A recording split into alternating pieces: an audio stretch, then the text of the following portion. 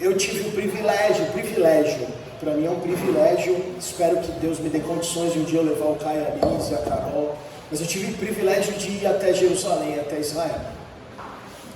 E eu fui no lugar onde pelos historiadores considerados, o lugar onde Jesus falou as bem-aventuranças. Na verdade, hoje é um jardim lindo, maravilhoso, muito lindo, turístico, visitado. Ainda tem uma igreja lá, que é uma igreja islâmica, por incrível que pareça, por toda a história que a gente conhece do que aconteceu com Israel, com Jerusalém e tudo mais. E eu tive a oportunidade de ir ali, o guia contava para nós que estávamos ali naquela excursão, onde eles entendem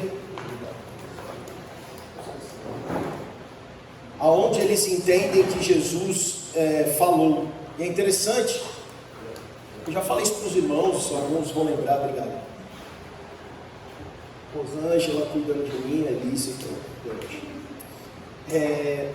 onde eles entendem que foi onde Jesus falou. E é interessante quando a gente fala monte, a gente imagina, não sei, você já imaginou Jesus em cima do monte falando para as pessoas? Alguém já imaginou assim? Não? Vocês nunca imaginaram Jesus no Monte das Oliveiras? Alguém imaginou Jesus no Monte mesmo? Eu também imaginei assim a minha vida inteira até eu ir lá. E o cara falou, não, deixa eu explicar para vocês. E a gente estava nesse lugar, nesse jardim alto, olhando para baixo, era um barranco assim, alto, grande. E o guia falou para nós, as pessoas acham que Jesus estava em cima do monte falando para as pessoas lá embaixo, mas isso era impossível, por conta do vento, por conta de toda a situação que tinha ali, toda a geografia e tudo mais. Então, eles falam desse lugar, eles dizem que Jesus estava embaixo do monte, e os discípulos foram colocando as pessoas como se fosse uma arquibancada. Então naquele monte ali, sim, no monte, as pessoas foram sentando como se fosse uma arquibancada, porque por conta da direção do vento, então Jesus poderia falar e o vento ajudaria a voz de Jesus a ser levada para todas aquelas pessoas que sentavam em cima e olhavam Jesus como se fosse uma arquibancada de um estádio de futebol, de qualquer outro estádio e tudo mais. E eu nem tinha preparado falar sobre isso, mas lembrei que é algo que muitas coisas que eu vi lá mudaram um pouco a minha perspectiva de como eram, porque a gente imaginava que Jesus estava sempre num monte e tudo mais. Falar sobre bem-aventuranças, assim como Jesus falou naquele momento, foi chocante, e com certeza se Jesus estivesse aqui hoje, ele também chocaria com tudo aquilo que ele imagina, que deixou para nós, ou que é certo perante o que nós entendemos como cristianismo. Eu, há muitos anos atrás, em 2014, eu comprei um livro que me chamou a atenção por conta do título do livro, de um cara chamado Victor Kuglin, que dizia o seguinte: coisas que eu não gostaria que Jesus tivesse dito, coisas que eu não gostaria que Jesus tivesse dito. E tem várias coisas que são difíceis, né? Tem alguma coisa que você, seja bem sincero, a gente está no meio de amigos, tem alguma coisa que você acha que Jesus podia ter deixado passar? Vou falar uma: ame os seus inimigos. Jesus podia não ter falado isso, né? E outras bem-aventuranças que nós falamos aqui nesses dias. E hoje eu vou falar sobre mais duas dessas bem-aventuranças. E elas são complicadas. Elas nos confrontam, elas vem tirando, que a Elise falou, que a Nicole falou, que a Carol falou, vem tirando a gente talvez de uma zona de conforto. E a minha primeira bem-aventurança está lá em Mateus 5, versículo 9.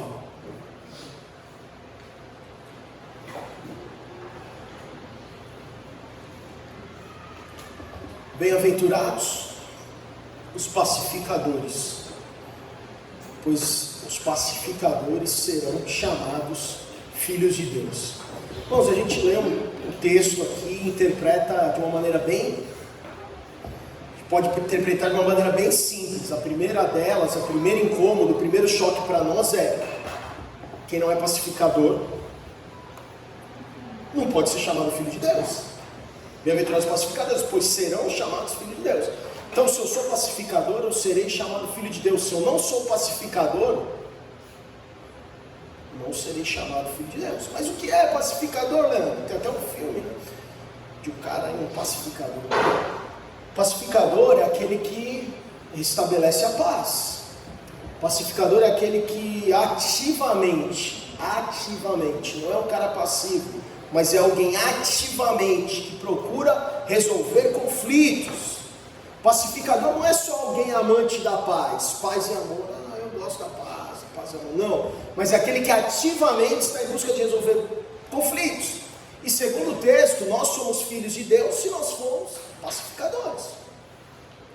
Agora, para que a gente entenda sobre isso, para que a gente possa ser desafiado a ser pacificador, a gente precisa entender sobre a paz. E não é a paz que o mundo dá,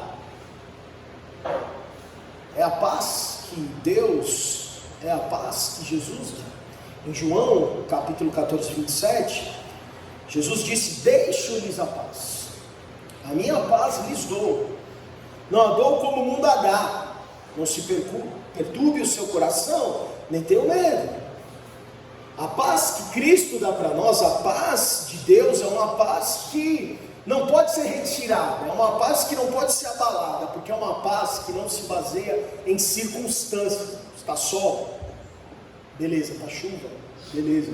Tem comida, beleza. Não tem comida, beleza. Dói, beleza. Paz, não dói, paz. Muda os governos, paz. Meu time perde, paz. Meu time ganha, paz. Não importa. Essa é a paz de Deus. Não é uma paz que o mundo dá, porque a paz que o mundo dá, ela é baseada em circunstâncias, em situações que mudam. Se isso aqui está bem, estou bem, está tudo certo, eu tenho paz. Se isso aqui muda, eu já não tenho mais paz. E essa paz que não oscila, essa paz que não pode ser, que não muda, essa é a paz que Deus nos dá.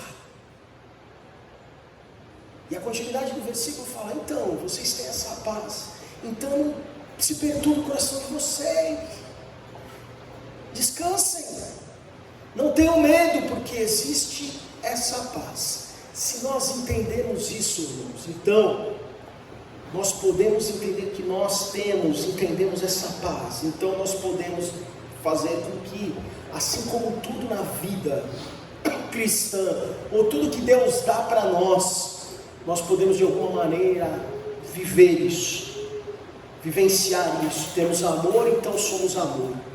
Temos graça, então somos graça. Temos misericórdia, então podemos dar misericórdia. Temos paz, então seremos pacificadores. Agora, o que não é, nesse contexto, um bem-aventurado? O que não é pacificação? Irmãos, pacificação não é, então, não, eu sou pacificador, Leandro, eu sou alguém que evita qualquer enfrentamento, eu fujo do problema, eu sou pacificador. Rick Warren diz que isso é covardia, isso não é pacificação. Eu também não gosto de conflito, nós evitamos, mas nós não podemos adiar, nós não podemos deixar de lado, porque isso não é pacificação. Pacificação é buscar estar nessa paz com todos. Uma outra coisa que não é pacificação é apaziguar, porque Rick Warren diz também que isso é passividade, porque Jesus se manteve firme durante todo o seu ministério, em todas as suas posições, ele não abriu mão de nada. O pacificador é aquele que busca resolver todos os conflitos e não deixar nada aberto para que sim, haja paz. Por que nós precisamos então ser pacificadores, além de sermos bem-aventurados? E bem-aventurado é aquele mais que feliz. Então, se eu for pacificador, se eu entender isso e viver isso na minha vida, eu serei muito feliz, eu serei mais que feliz, se é possível. Primeira coisa, irmãos, aqueles que não são pacificadores, eu vou ler o texto de 1 João 4,20, você vai entender. Se alguém afirmar eu amo a Deus, mas odiar seu irmão, é mentiroso. Pois quem não ama seu irmão, a quem vê, não pode amar a Deus a quem não vê. Irmão, se você está sem comunhão com alguém, consequentemente, que diz o texto aqui, você está fora da comunhão com Deus. Por que ser um pacificador? Para que eu possa ter comunhão com Deus, para que eu possa ter comunhão com os homens, para que eu possa ter comunhão com todos. Um outro versículo em Mateus 5, 23 e 24 diz: portanto, se você estiver apresentando sua oferta diante do altar e ali se lembrar de que seu irmão tem algo contra você, deixe sua oferta ali diante do altar e vá primeiro reconciliar-se com seu irmão, depois volte e apresente a sua oferta. Irmãos, conflitos não resolvidos, não ser um pacificador, bloqueiam várias coisas, bloqueiam a comunhão, bloqueiam, como diz aqui o texto de Mateus 5, Jesus está dizendo, bloqueia a tua oferta, bloqueia a tua adoração, bloqueia o momento que você tem, porque você tem conflitos, existe algo e a reconciliação precisa acontecer. Além disso, irmãos, nós sabemos que conflitos não resolvidos bloqueiam a nossa alegria, a nossa felicidade, tiram a nossa paz, a gente fica ressentido, e esse ressentimento muitas vezes monopoliza a nossa atenção, faz mal. Por isso que nós precisamos aprender com isso, para que nós possamos ser pacificadores. Bem-aventurados são aqueles que buscam isso, essa paz com todos. E o que nós precisamos fazer então, Leandro, para sermos pacificadores? Primeiro, nós lemos o texto de Mateus 5, vá lá diante do altar, antes de deixar a sua oferta, vá, fale com o seu irmão. Para que nós sejamos pacificadores, muitas vezes nós vamos precisar planejar uma conferência de paz, uma reunião de paz, nós vamos precisar muitas vezes tomar a iniciativa, nós não vamos esperar o ofensor ou ofendido. A atitude vai ser nossa, a gente vai ter uma conversa, a gente vai tratar a situação, a gente vai resolver o que precisa ser resolvido, intencionalmente, vamos resolver, não importa, vamos lá, não vamos adiar, vamos resolver, não vamos ignorar institucionalmente o problema. Quanto mais se espera para resolver algo desse tipo, um conflito, mais difícil será de resolver.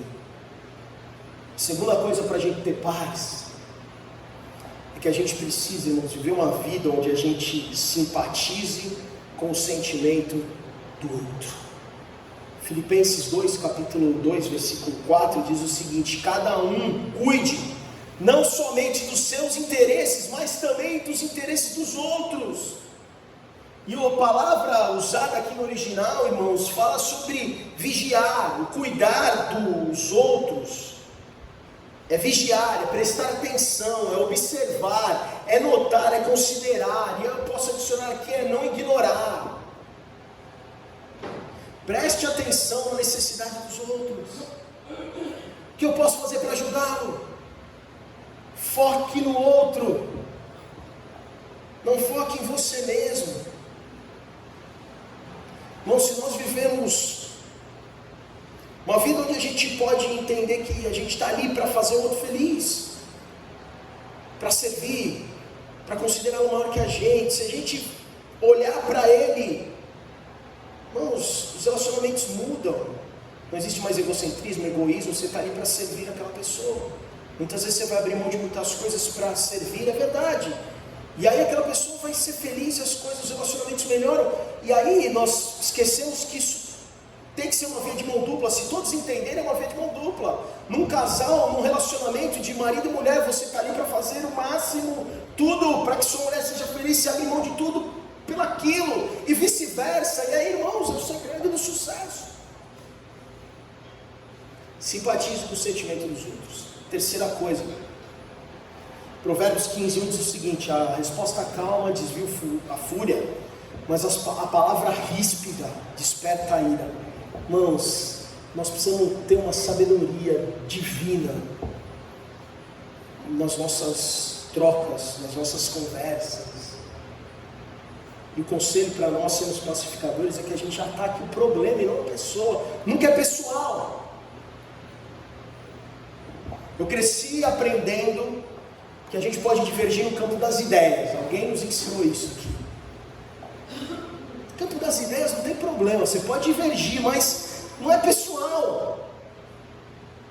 O conselho é a gente ligar o cérebro antes de ligar a nossa boca. Pense antes de falar. Seja sincero, ou seja sarcástico. Não critique, não condene, não compare. Efésios 4:29 fala que na nossa boca tem que sair coisa boa. Apenas o que for útil para edificar os outros, conforme a necessidade. Para que a gente possa conceder graça àqueles que estão ouvindo a gente. Diga apenas aquilo que vai edificar-nos, não que vai deixar a pessoa mais abalada. Planeje uma conferência de paz, simpatize com o sentimento dos outros. O terceiro é ataque o problema numa pessoa. E o quarto fala sobre a gente cooperar o máximo possível. Romanos 12:18, Paulo fala: façam todo o possível para viver em paz com todos. Façam todo o possível. Não é só um pouquinho, não é só um pedaço, não é só 10%, não é só o que sobrar. Tudo que for possível precisa ser feito para que a gente viva em paz. Irmãos, a marca de um cristão, a nossa marca,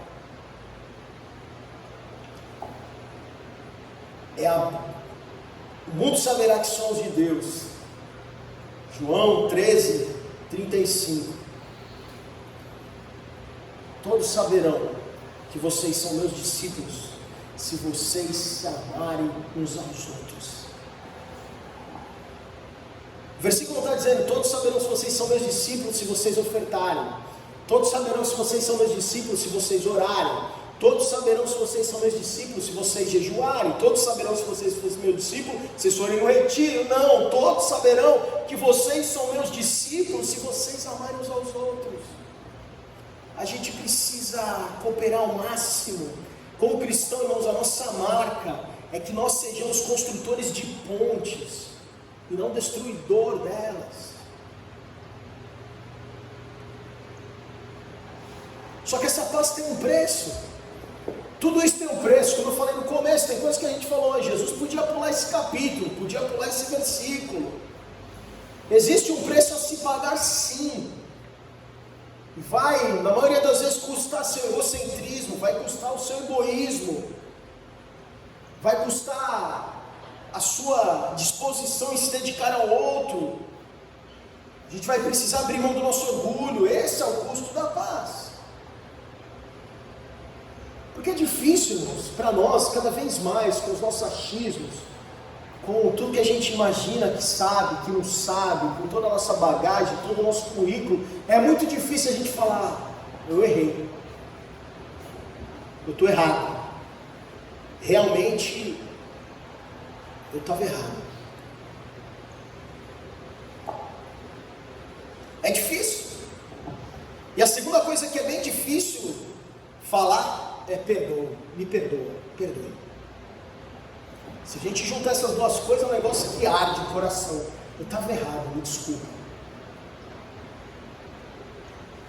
Mas a gente precisa buscar isso, esse é o custo da paz.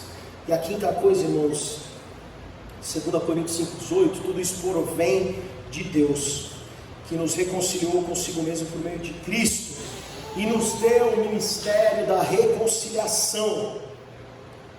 Reconciliação significa então restabelecer o relacionamento. E é importante entender, irmãos, que talvez nem todos os problemas serão resolvidos, porque existem diferenças, e algumas diferenças são legítimas, são honestas.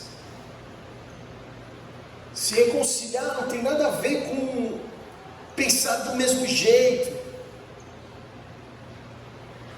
Porque quando nós focamos no relacionamento, o problema se torna insignificante. A gente pode conviver juntos sendo corintiano, santista, flamenguista, são paulino, sendo bolsonarista, sendo esquerdista, centro-direita, não importa. Gostando de algo, não gostando, gostando de carne mal passada, gostando de carne passada. E a gente estabelece um relacionamento, focamos no relacionamento. Um dos sinônimos de pacificador é ser reconciliador, aquele que junta as pessoas. Deus nos enviou Deus enviou Jesus para nos trazer para perto dele, para que tivéssemos paz. Quem pode ser um pacificador, irmãos? Eu posso. Você pode. Nós podemos.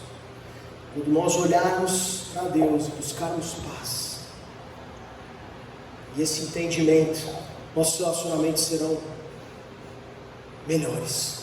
Tem uma oração que é atribuída a São Francisco de Assis, que diz o seguinte: Senhor, faz de mim um instrumento da vossa paz. Onde quer que haja hostilidade, que eu traga paz. Deixe-me ter a atitude mais parecida com Cristo que eu poderia ter, aproximar as pessoas. Felizes são os pacificadores. Por quê? Porque primeiro eles terão paz com eles mesmos, uma paz que não é igual ao do mundo, é uma paz diferente. Segundo, porque encontrarão essa alegria em Deus. E a Bíblia nos ensina a fazer tudo o que for possível para viver em paz com todos. E isso é ser um pacificador. Amém, irmãos? Vocês têm alguma dúvida sobre isso? Posso perguntar aqui, quem é o pacificador? Posso fazer um questionário? Falei do bombom? Alguma pergunta, irmãos? Nós vamos para a próxima. Respira fundo aí. Tudo bem? Posso ir? Sobre o que eu falei agora? Quê? Qual foi a bem-aventurança que eu falei? Qual o texto? Oh, glória a Jesus. Meu Paulo.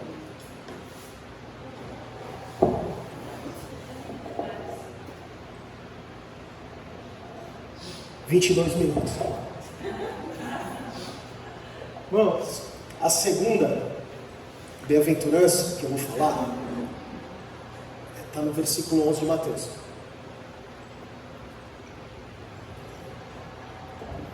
E diz o seguinte: bem-aventurados serão vocês quando por minha causa insultarem, perseguirem e levantarem todo tipo de calúnia contra vocês. Pode ficar em pé um pouco, por favor?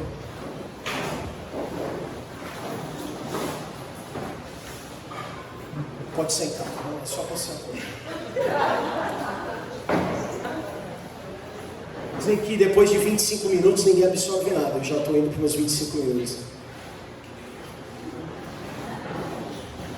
Bem-aventurados serão vocês quando por minha causa os insultarem, perseguirem e levantarem todo tipo de calúnia contra vocês. Alguém aqui já foi ofendido, insultado, xingado por causa de ser cristão, de ser crente? Oh, tu é crente, ó o crente aí.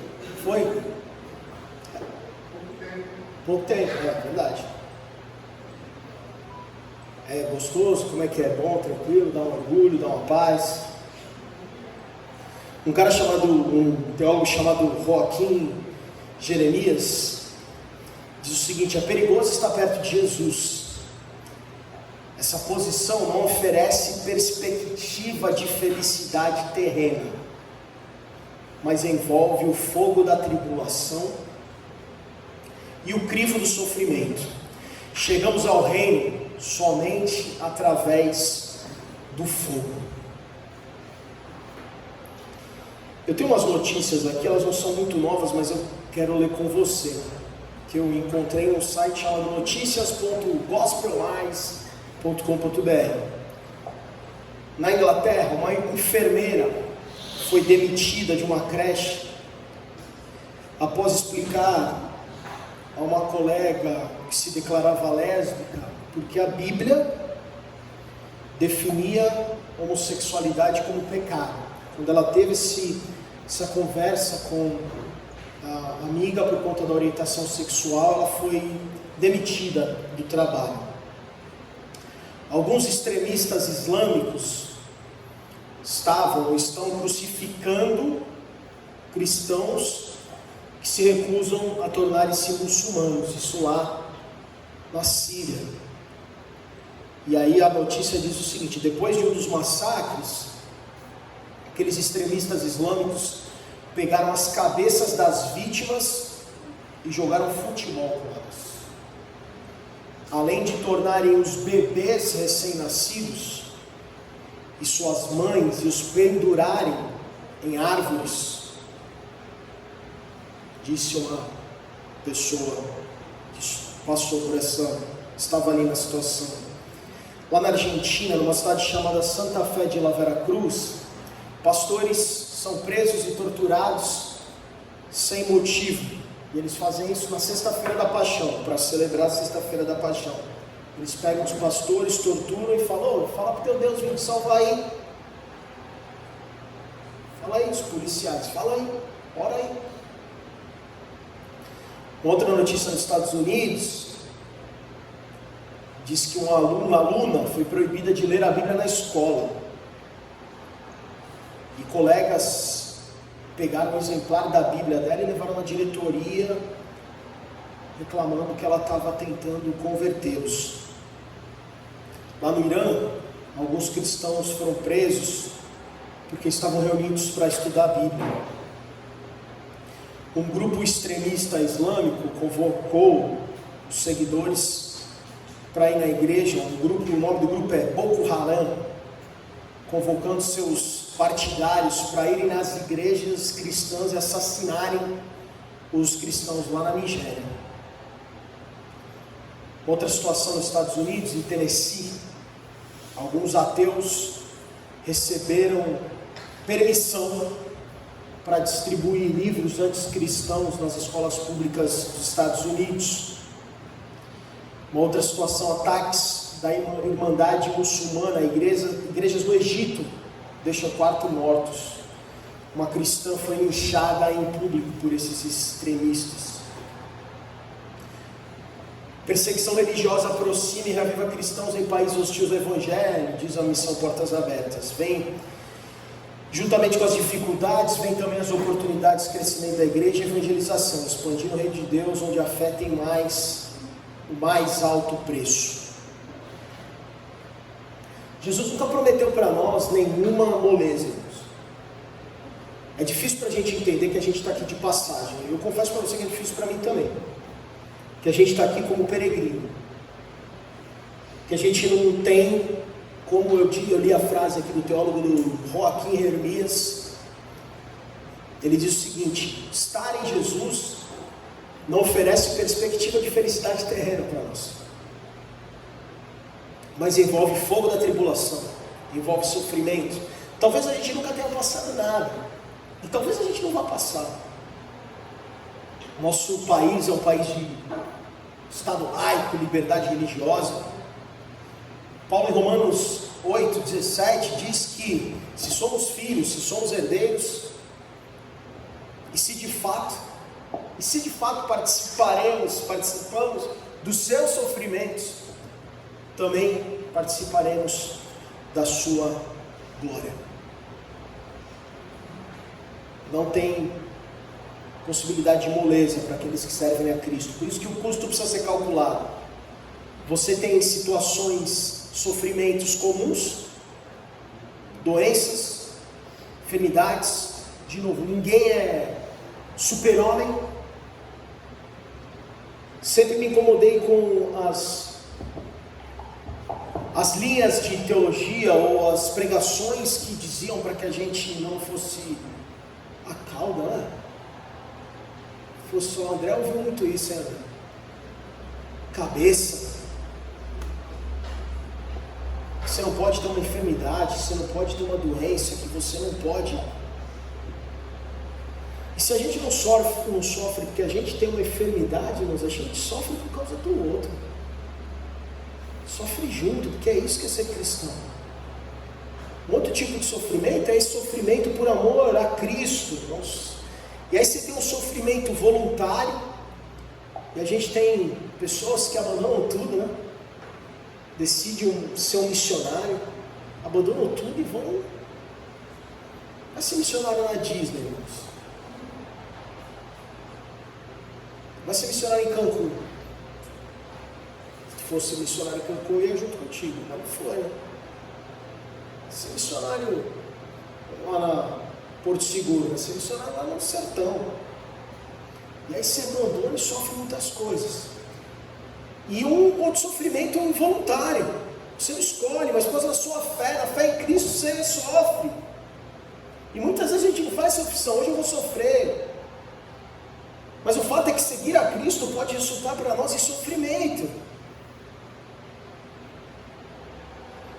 E a ideia de aceitar isso intencionalmente, irmãos, quando você aceita Jesus, cara, o Lucas não está aqui, o Murilo não estão aqui, vão se batizar, aceitam Cristo, entendendo, vão expressar para o mundo inteiro que amam Cristo, que o velho homem fica para trás, o novo homem aparece. Estamos ser masoquistas, nós estamos escolhendo intencionalmente a possibilidade de nós sofrermos. E aqueles que são percussores do Evangelho então aceitam, ou precisam aceitar de bom grado, a possibilidade desse sofrimento. Talvez você já tenha passado, talvez você nunca passe. Por isso que Jesus fala para a gente sempre calcular o custo de tudo. Não vai fazer uma torre, não vai começar a construir uma torre sem calcular quanto você precisa de cimento, de tijolo. Se não tem dinheiro para começar, não comece. E é esse o desafio para nós como cristãos. Porque nós estamos falando nesses dias de coisas que são desafiadoras, e não são só coisas que a gente vai, de repente, escrever na nossa geladeira, a gente vai deixar um post-it, ou que a gente vai, de repente, lembrar daqui a 2 anos, 10 anos, quando a gente estiver aqui, e o tema for novamente as bem-aventuranças. São coisas que a gente precisa viver nas nossas vidas, porque se nós somos filhos de Deus, nós precisamos viver isso. Se eu sou filho de Deus, eu preciso amar meu irmão, eu preciso servi-lo, eu preciso ter paz com ele. E se eu sou filho de Deus, então eu tenho o risco de sofrer, de ser humilhado, de ser... E se não sofre, irmãos, por conta de uma humilhação, por conta de uma agressão, por conta de um insulto, de uma perseguição, irmãos, nós vivemos outros sofrimentos nesse lugar que não é a nossa morada final, nesse lugar aqui que é temporário, irmãos.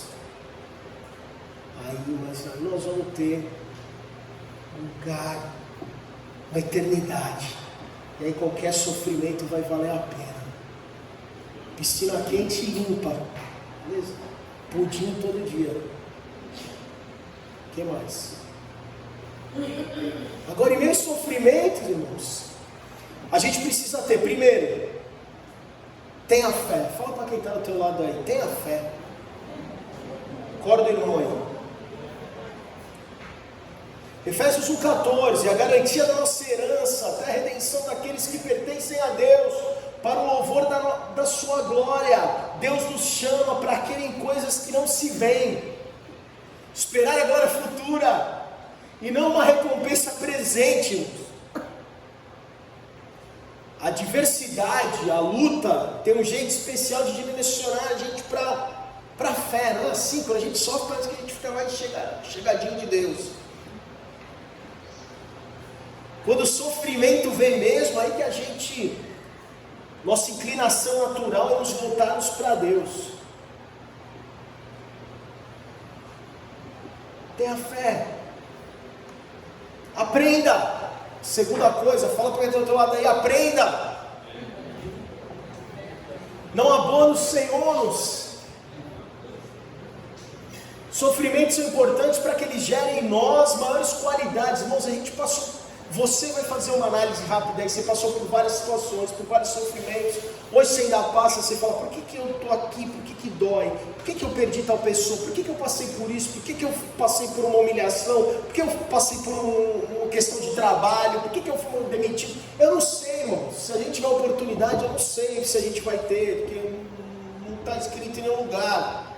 Mas a gente puder sentar lá com alguém, eu não sei quem vai ser que a gente vai sentar lá. Fala, cara, me explica aí, vai. Por quê? Por que aconteceu isso? Por que eu perdi tal pessoa tão cedo? Por quê? Por que o casamento acabou? Por que? Por causa da enfermidade? Por que isso? Por que isso? Por que isso? Mas enquanto essas coisas acontecem, irmãos, a gente vai de alguma maneira aprendendo e vai tentando ganhar casca, não sei, amadurecer, para que a gente possa continuar servindo, para que a gente possa continuar caminhando. Tem uma frase do Martinho Lutero que ele diz o seguinte: as minhas tribulações me são mais necessárias do que a comida e a bebida. Eu não quero falar isso aqui não, Martinho Lutero, deixo para você. Prefiro a comida e a bebida. Mas a gente vai sofrer. E ninguém está imune a isso, irmãos. Ninguém está longe disso. Nós vemos, Jesus teve moleza. Embora sendo filho, ele aprendeu a obedecer, ele sofreu. E aí, uma vez aperfeiçoado, ele foi fonte de eterna salvação para todos aqueles que obedecem. Hebreus 5, 8 e 9. Oswald Chambers diz o seguinte: só há uma maneira de você ser vinho. Só há uma maneira de você ser vinho. Como é que é? Como é que a gente precisa, para ser vinho? Quem gosta de vinho? Ontem estava um papo de vinho aqui, no final direito. Amassado, esmagado. E ele diz o seguinte: ninguém bebe uvas, pois as uvas só são vinho depois que forem esmagadas. Nós crescemos, ou devemos crescer em caráter, por meio do sofrimento. Irmãos, 3 aspectos importantes. Talvez sejam, podia mudar o texto aqui e falar 3 notícias não tão boas. Todos os crentes terão de sofrer por Cristo. João 15, 18 e 21. Se o mundo os odeia, tenham em mente que antes odiou a mim. Se vocês pertencessem ao mundo, ele os amaria como se fosse dele. Todavia, vocês não são do mundo, mas eu os escolhi, tirando-os do mundo, por isso o mundo os odeia. Lembre-se das palavras que eu lhe disse: nenhum escravo é maior do que o seu senhor. Se me perseguirem, também perseguirão vocês. Se obedecerem a minha palavra, também obedecerão a de vocês. Tratarão assim vocês por causa do meu nome, pois não conhecem aquele que me enviou. Quanto mais perto de Jesus, irmãos, mais perto do pelotão de fuzilamento.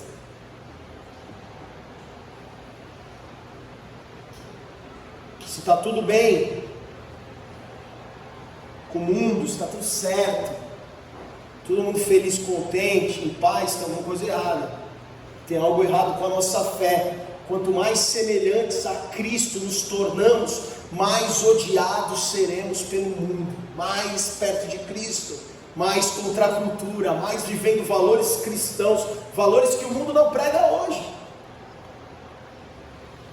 O mundo nos odeia? Não sei, se não nos odeia, talvez a gente esteja vivendo uma crise de discipulado. Se Jesus estivesse hoje no mundo, será que ele seria mais amado ou mais odiado? Com todas as posições, com todos os direcionamentos, sendo voz de Deus aqui. Se nossa mensagem for apenas para o mundo, Deus te ama, beleza. É a mensagem que a gente fala, né? A gente fala sobre ser Salvador. É lindo. A mensagem da cruz é linda. Jesus é Salvador. Mas quando a gente passa para ser... Tem uma segunda fase aqui, viu, querido? Ele precisa ser Senhor também da tua vida.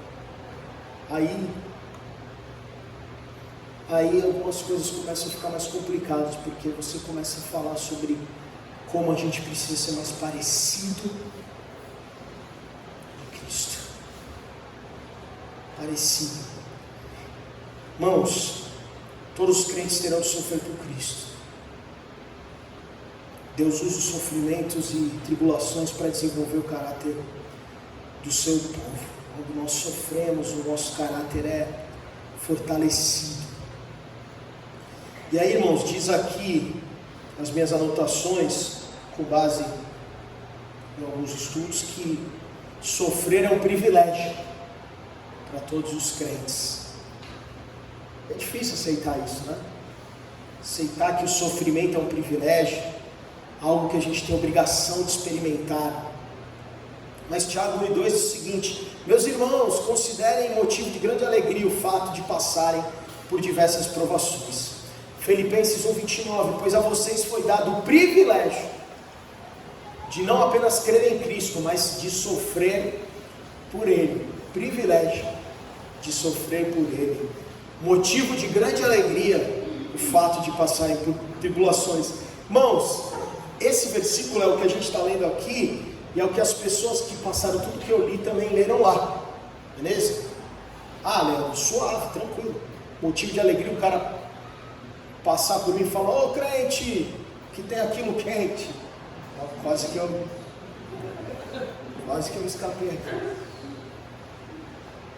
Beleza, irmãos, mas e o cara que pegou lá e viu a família foi crucificado?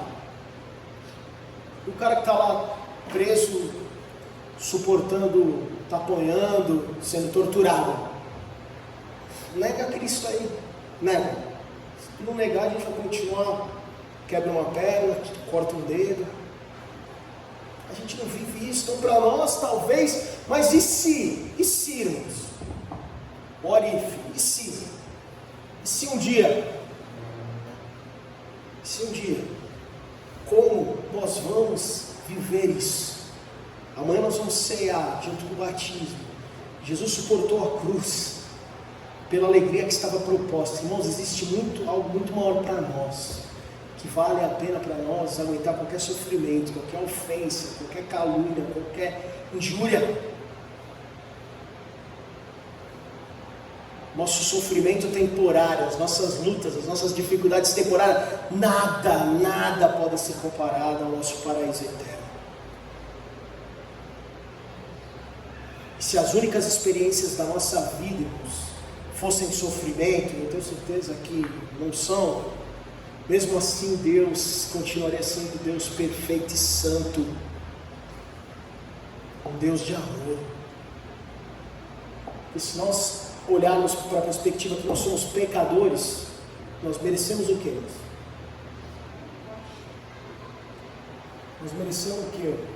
Tem uma frase, uma expressão do pastor Ariovaldo Júnior, que ele fala: mansão no céu. A gente brinca aqui, eu brinco bastante com isso. Mansão no céu, um pedaço de papelão embaixo de qualquer viaduto lá, eu estou feliz.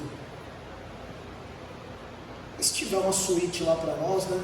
Piscina, campo de futebol perto, a gente vai brincar lá, né?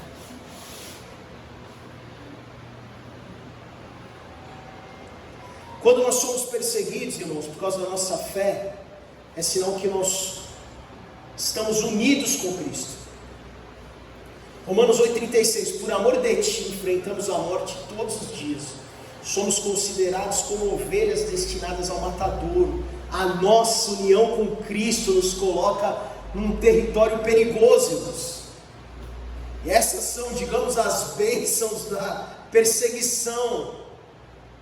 2 Timóteo 3,12, Paulo diz o seguinte: de fato, todos os que desejam viver piedosamente em Cristo Jesus serão perseguidos. Está aí, irmãos, a Bíblia é clara, ninguém está mentindo para nós, irmãos. E essas coisas, essas perseguições pequenas, grandes, elas têm um jeito especial de nos trazer a confiar mais em Deus e confiar menos em nós mesmos. E essas coisas têm o poder de produzir frutos espirituais em nós, algo de que outro modo não é produzido. Isso se você estiver disposto a viver tudo aquilo que nós viemos estudando, viemos aprendendo, e a gente vem falando, e você conhece, você aprende muitas vezes desde a classinha, ou quem não aprende, todo domingo tem lá um desafio para aprender, para viver sobre o que é ser cristão. E Deus usa muitas vezes, irmãos, porque eu falei para vocês, talvez a gente possa perguntar um dia: por que aconteceu isso? Deus usa essas situações para desenvolver e fortalecer a sua igreja, para desenvolver e fortalecer cada um de nós. Leandro, então Se eu tiver uma situação assim, o que você me aconselha a fazer? Se vir uns caras correndo de pau atrás de mim, falando, vamos pegar aquele crente. Você me aconselha a fazer o quê? Eu te aconselho a correr. Corre. Da outra face para mim é correr da briga, não é dar o outro lado não. Deus fala, se alguém te dá o lado direito, tu deve dar o esquerdo. Se alguém dá um tapa ao lado direito, eu corro. Vou abrir meu lado esquerdo. Pacificador. Vamos corrigir. Se a questão do tapa do lado direito ou esquerdo a gente precisa corrigir, vamos corrigir que a gente precisa ser pacificador. Mas se alguém falar, vou te dar um pau porque tu vai na igreja todo domingo, eu saio correndo. Isso chama, irmão, sabe o que? Um teólogo chamado Atanásio diz que isso chama fuga oportuna. Existe um tempo a fugir, um tempo a ficar. O profeta Elias fugiu da rainha Jezabel. Quem está vendo a novela da Record, que nem pode ver. Paulo fugiu da perseguição depois que ele se converteu. Atos 9:25, 2 Coríntios 11:33. Autorização bíblica para a gente correr. Deixar para enfrentar quando precisar. Lucas 4:30, uma situação de tumulto, Jesus passou por entre eles, bem quietinho, e se retirou.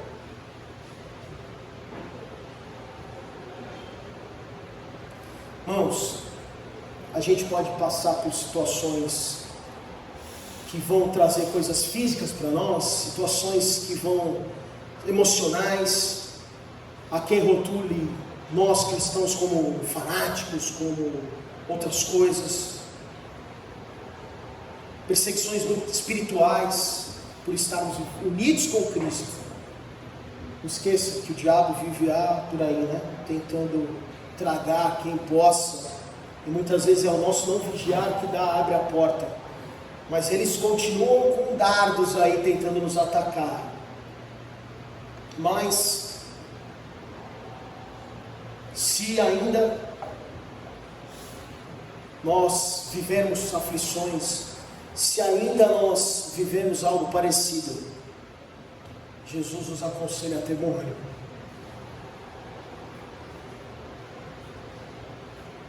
Ele dá o próprio exemplo dele e fala, tenha um bom ânimo, porque nesse mundo vocês vão ter aflições, mas tenha um bom ânimo, porque eu venci o mundo. Tem um hino antigo de um cara chamado John Riffle, que diz assim, quando encontrares a cruel provação, será minha graça a tua porção. O fogo não vai consumir-te jamais, mas purificado qual ouro serás. Nós entendemos que Jesus sofreu, ele derramou lágrimas, gotas de sangue, suou gotas de sangue. Ele foi escarnecido, ridicularizado, caluniado, maltratado, mas perseverou e triunfou até o fim. O que foi adequado para Jesus experimentar também deve ser verdade para nós. Mateus 5,11, considerem-se abençoados.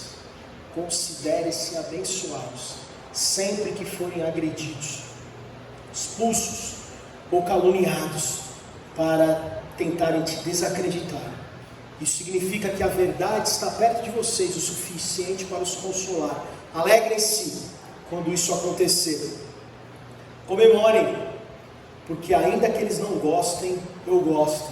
É a versão da mensagem de Mateus 5,11. Jesus está dizendo, fiquem felizes, porque é isso. Amém, irmãos? Não fiquem tristes, que a gente possa ser pacificador, que a gente possa entender que qualquer sofrimento que nós passamos pela causa de Cristo é motivo não de tristeza, mas de alegria. Vamos orar?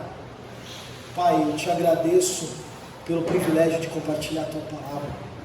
Te agradeço pelo privilégio de compartilhar os desafios que nós temos como seguidores. Pai, que tu desperte um desejo de paz em cada um dos meus irmãos.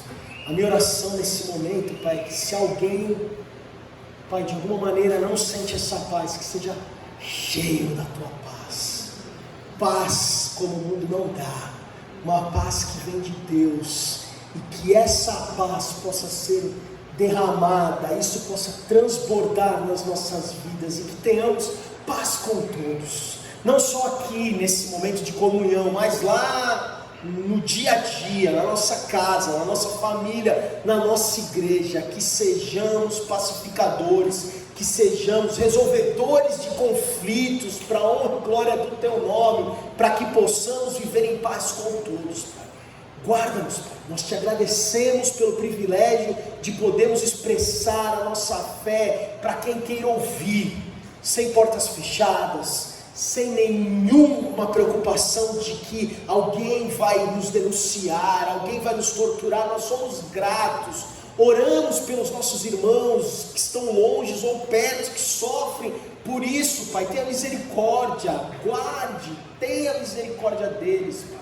Entendemos que a Tua vontade é sempre soberana, mas ainda assim clamamos por essas vidas e por esses irmãos, Pai, e pedimos que Tu nos ajude a entender que qualquer situação em relação à perseguição, calúnia, ofensa, o que for, Pai, que nós temos força e entendimento de saber que isso é para a glória do Teu nome, Pai, que se estamos incomodando o mundo, é porque estamos próximos de Ti, estamos no caminho certo. Que Tu nos ajude a aguentar, Tu nos ajude a suportar qualquer sofrimento e viver esses conceitos que temos aprendido, estamos aprendendo para a honra e glória do Teu nome, crendo que haverá uma recompensa. Seremos mais que felizes, porque iremos passar a nossa eternidade contigo, sem sofrimento, sem perseguição, sem dores, sem nada, sem tristeza. Muito obrigado, Pai, nos ajude, em nome de Jesus, amém. Deus nos abençoe, irmãos.